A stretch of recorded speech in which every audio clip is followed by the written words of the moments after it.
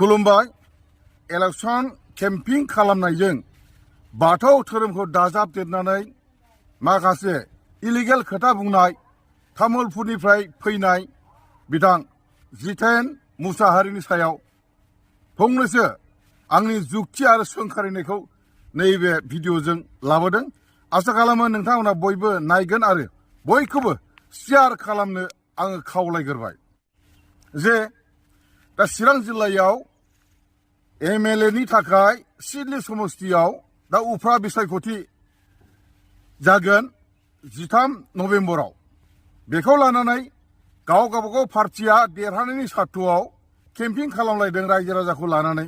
दा बेवहायनो तामुलपुरनिफ्राय फैनाय बिथां जितेन मुसाहारियाबो बिपिएफनि जानानै केम्पिं खालामफैदों जायगा जायगा। बेवहाय इलेक्शन केम्पिंजों लोगोसे बाथौ धोरोमखौबो रायखांनानै इनसाल्ट खालामदों, लाजि फोनांदों, अपमान खालामदों धोरोमखौ। बेखौ लानानै बयबो सोंखारिदों, बयबो दुखु मोनदों, बयबो गाज्रि मोनदों। दा नोंथाङा इलेक्शन केम्पिंआव पार्टिनि जानानै बबे पार्टिखौ सोंखारियो, बबे पार्टिखौ रायो, बबे पार्टिखौ अपमान खालामो, बे आलदा बाथ्रा। जोंहा बेवहाय बुंनांगौ खोथा गैया। धोरोमखौ नोङो दाजाबनानै इलेक्शन केम्पिंजों बुंदेरनायासो इलिगेल बाथ्रा। बिराद गिदिर गोरोन्थि जितेन मुसाहारि नोंथाङा बेबायदि खोथाखौ बुंनो नाङा।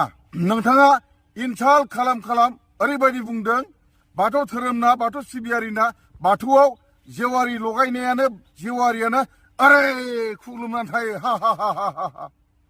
बाथौआव दै सान्थि लानाय लथायानो ओरै गोग्लैनानै थायो, हा हा हा हा। जोबोद मिनि फाव खालाम एक्टिं खालाम बाथौ धोरोमखौ सोंखारिनाय जादों, लाजि फोनांनाय जादों, अपमान खालामनाय जादों। जितेन मुसाहारि नोंथांखौनो सिनायथि लादों नोंथांनि रिप्लाइयाव आंबो बाथौ सिबियारि होननानै। दे मानिबाय आङो बाथौ सिबियारि। नाथाय आंनि सोंनाया बेनो, नोंथाङा जुदि बाथौ सिबियारिब्ला बाथौखौ नों मानो इनसाल्ट खालामनांगौ? बाथौखौ नोङो मानो लाजि फोनांगौ? मानो अपमान खालामनांगौ? मानो जेवारि बाथि गोलैनायखौ एक्टिं खालामा मिनि गाग्लाबनांगौ? दै सान्थि दोननाय लथा गोग्लैनायखौ मानो एक्टिं खालामा मिनि गाग्लाबनांगौ? नों बाथौ सिबियारिब्ला बाथौनि गुमुरा नोंनाव गैया। बाथौ धोरोमखौ नों गुरुत्व होआखै, बाथौखौ नों सनमान होआखै, बाथौखौ नों लाजि फोनांदों, बाथौखौ नोङो सिंजों हाबनानै नायाखै। धोरोम लानांगौनि बेलायाव माबा मोनसे धोरोम लाबाय, थुलुमलाबाय जोब्बाय बिसो, नङा होमबा? नोंथाङा बुंदों जेवारि बाथि गोलैनायनि, लथा गोलैनायनि। बिनि जुक्तिखौ आं होगोन, खोनासं। जेवारि बाथि लगायो, बेवहाय अर जोंनायाव एम्फौ एनला बिरसन फैयो। बेखौ एम्बु सिथ्रुआ जानो होननानै थाङो। दा बेयावनो एम्बु सिथ्रुआ आदार जानो थांनायाव जेवारि बाथिनाव बारला बुरला नांनानै गोग्लैयो। बावनो खुग्लुबनानै थानो हागौ, खांग्रानानै थानो हागौ। नोङो बाथौआव दै सान्थि लथा दोननाया गोग्लैनानै थायो। बेवहाय बाथौआव दाउ हाबो, आदार नागिरहैयो। दाउआ आदार एरगोन, सेरजों थाबायलांगोन, फुथुरगोन, गोग्लैनानै थागोन। आंबो बाथौ सिबियारिनि फिसाज्ला, आं मिथिगौ। नोंथाङा मिथिया जानो हागौ बेखिनिखौ, बेखायनो आं फोरमायदों। दा नोंथांनि ओरै एक्टिं खालामलायनानै मिनि गाग्लाबनानै इनसाल्ट खालाम नों खोथा बुंनाया बिराद गिदिर गोरोन्थि जादों, बिराद गिदिर दाय मावदों नोङो। बेखौ नोङो गनायनानै लानांगोन। आरो नोंथाङा बुंदों नोंथांनि रिप्लाइयाव आं गोलाव खोथा बुंदोंमोन, माने एवारनेस बायदि आं खालामदोंमोन, धोरोमखौ लाफानानै आंनि एवारनेस प्रग्राम बायदि खालामदोंमोन होननानै बुंदों। नाथाय आं बुंगोन इलेक्शन केम्पिंआव राजनितिनि बेलायाव नोङो बे धोरोमखौ दाजाबनानै खुनु एवारनेस लाबोनो गोनांथि गैया। नों जुदि बाथौ धोरोमखौ मोजां मोनोबा, बाथौ धोरोमनि सोमोन्दै नों फेहेरनो, फुवारनो बा सोरनोबा खिथानो लुबैयोबा बाथौ धोरोमखौ लानानै नोङो एवारनेस प्रग्राम खालाम, भिलेज एवारनेस प्रग्राम खालाम। नोंथाङा बेयाव बाहागो लाहै, जोबोद मोजां जागोन। नाथाय धोरोमजों लोब्बा गैयाबा धोरोमनिखौ दाजाबनानै बाथौ धोरोमखौ लानानै केम्पिं दाखालाम। आरो नोंथाङा बुंदों गोलावमोन आंनि बुंनाया, मोजांखौ दोननानै हास' इडिटिं खालामनानै हगारदों। थिगैनो दं। मानो जोंनो नोंथांनि गाज्रिखौ जों नुबाय नालाय, बे गाज्रिखौसो जों बयबो मिथिनांगोन ना। बाथौखौ मानो इनसाल्ट खालामदों, बाथौखौ मानो लाजि फोनांदों, मानो अपमान खालामदों, बेखौसो जों बयबो मिथिनांगोन ना। नोंनि मोजां बुंनाया बे गाज्रि खोथा बुंनाय, गाज्रि एक्टिं खालामनायावनो माइनास जाखोजोब्बाय।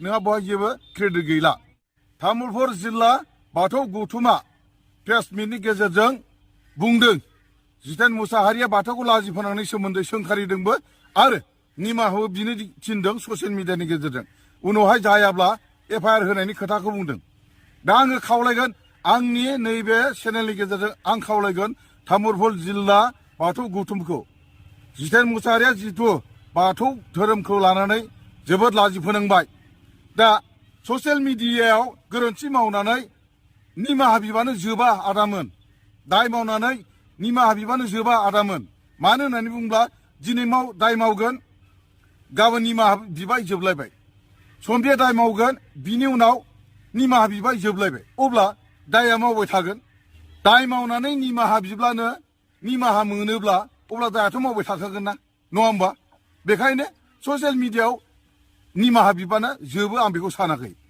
आं बेखायनो आंनि साननायखौ फोरमायनो नागिरदों बेबायदि मानसिखौ बुख्रुब बुख्राब खालामनांगौ बाथौ गुदियाव लांनानै हान्थु खरायनानै खोमा खेबहोनानै जलाय सिखालाय खालामनानै बाथौ गुदियाव निमाहा बिहोनांगौ बेसो आंना बेजों लोगोसे बाथौखौ अपमान खालामनायनि थाखाय मा होनना बुङो फिजिकेलि पानिशमेन्ट होनांगौ आरो फाइनान्सियेल पानिशमेन्ट होनांगौ बेसो नङाब्लाथ' नोङो ससियेल मिडियायाव निमाहा बिबानो जोब्बाय बिदिजों बोरै जानांगौ जाखो आं बेखौसो आंनि साननायखौ फोरमायदों इलेक्सन केम्पिंआव जितेन मुसाहारिया बाथौ धोरोमखौ लानानै इलिगेल खोथा बुंनायनि सायाव भिडिअ खालामनायखौ बेखिनियावनो फोजोबबाय गोजोन्थों जय बाथौ धोरोमनि जय जाथों बाथौ धोरोमनि जय आफा बोराइ बाथौनि खुलुमबाय।